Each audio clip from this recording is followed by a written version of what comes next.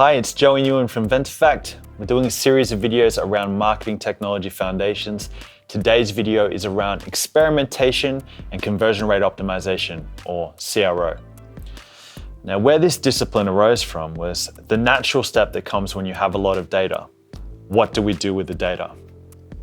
And the experimentation and conversion rate optimization framework is twofold.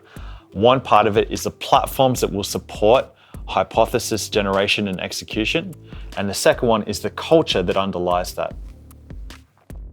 The way that technology platforms support experimentation and conversion rate optimization is by allowing hypotheses to be tested and looking at the data to see if it reaches a point of statistical significance.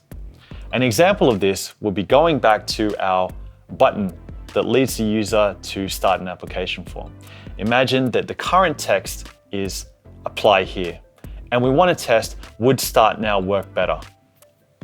What we would do is apply this from a user experience perspective within the tool so that 50% of users are being routed to the current experience of apply here, and 50% would see the new experience of start now.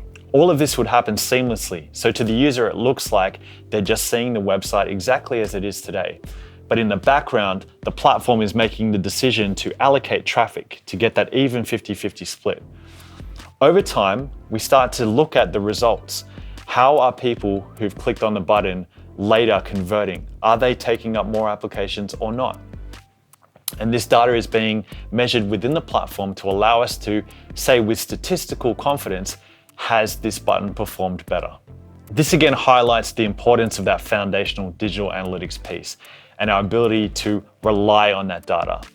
We can't measure an uplift in conversions of people completing an application if we're not measuring the fact that they've completed an application.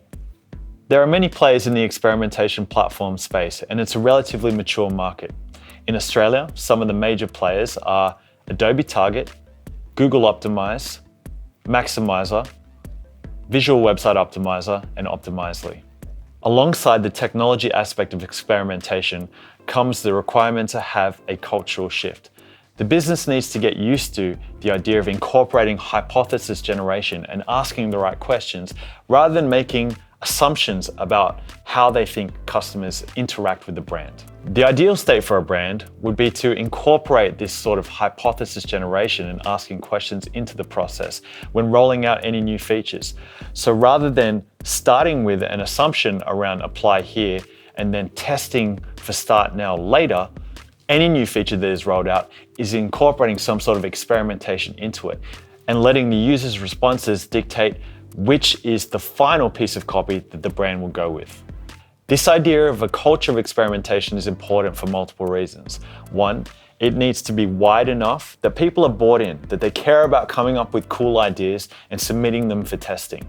It's not just people who are working on the tools and with the data day-to-day that should be coming up with the ideas. Sometimes it's the people in the most unexpected places that are actually using the site rather than being in the site all the time that will have these interesting concepts to test. And as well as going wide, it needs to go high. The buy-in needs to go all the way up to the executive level that will allow the experimentation program to challenge some of those core fundamental assumptions about the customers of the business and the way they interact with the brand without any awkward or uncomfortable questions being raised. If you'd like to learn more about experimentation and conversion rate optimization and how to make it a success within your business, check out our MarTech Toolkit for Digital Professionals course. Make sure to subscribe to our channel to check out similar videos.